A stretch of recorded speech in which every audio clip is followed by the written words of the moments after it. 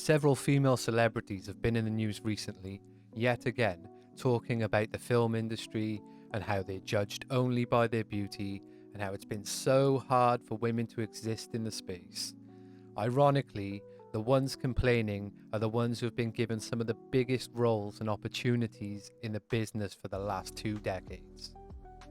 I understand that a lot of the statements these celebrities make and put out there are forced upon them by publicists, but you would think that these people would have some agency and some self-awareness to understand how this comes off.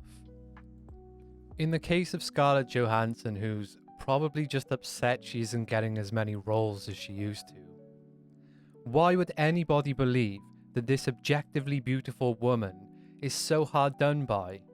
Why would we believe that you've had a hard time when you've taken loads of roles that obviously focus on how you look? A major part of why any actor gets cast is because of how they look, and that's regardless of your gender. This happens to male actors as well, and let's not act like it doesn't. In this interview with CBS, Scarlett Johansson says that the early 2000s were a really harsh time to be a young woman in Hollywood.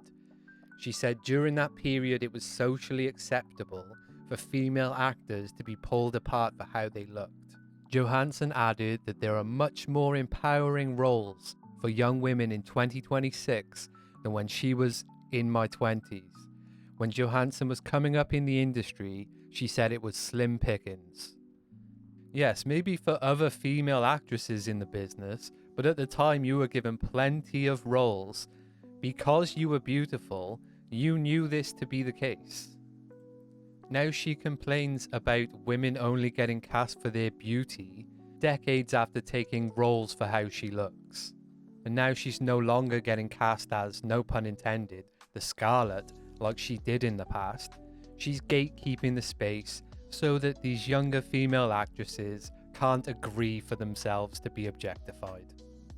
When it comes to Milly Alcock, I do believe this was a move by a publicist and by the studio to get ahead of the backlash if Supergirl doesn't do well. But in this interview, she says she's aware she'll face backlash over Supergirl simply because she's playing a female superhero. The 25-year-old actor is no stranger to dealing with intense fandoms, having broke out as a young Rhaenyra Targaryen in the first season of HBO's Game of Thrones prequel series, House of the Dragon.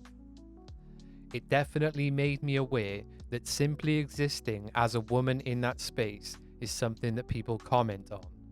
Alcock said, "We have become very comfortable having this weird ownership of women's bodies. I can't really stop them, I can only be myself."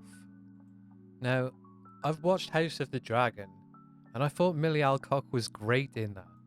And I honestly don't recall any backlash about her being a female whatsoever. In fact, most people praised her for that role.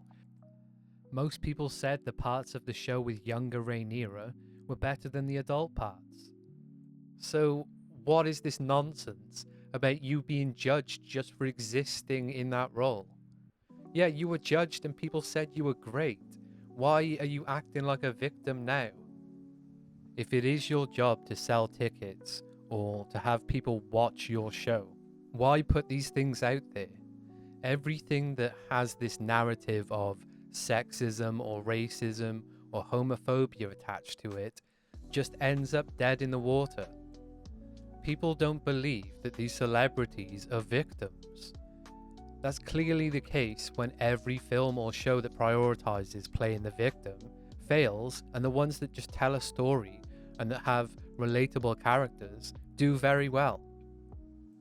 You would know that if you are trying to sell me a product, you would not put these messages out there. So the only other reason I can glean from why you would do this is obviously Brain attack!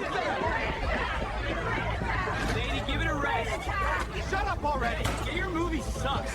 This brings us on to our next victim, Maggie Gyllenhaal. It's fine. Like when we make little movies, it starts to get dangerous when women have their hands on a lot of money. Yeah, I bet Warner Brothers are thinking the exact same thing.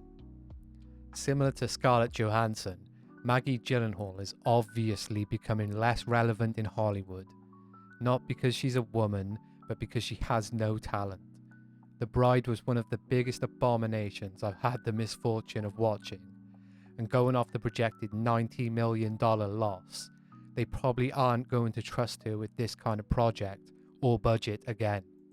The problem is with all these message-heavy movies and projects, they act like the audience is guilty of some kind of phobia or ism, when the industry is the one that decides what to invest money into. The Bride's message and all the marketing that went along with it was proudly feminist. Not only that, Maggie makes bold claims of how she's fulfilling Mary Shelley's message and telling the story that she never got to tell because patriarchy bad. It isn't on the audience to just get on board with projects that call them bigots and push a message that doesn't align with them. The same way with these actresses, it's not up to the audience if you get cast in a role or not. That entirely depends on you, and you can't act like you don't know the reasons you're cast in certain roles. You took the role, the audience didn't force you to, it's not their fault. The actors and the studios know this is the case, but they want you to be brainwashed rather than entertained. They're willing to risk losing billions of dollars to do so, so just let it burn.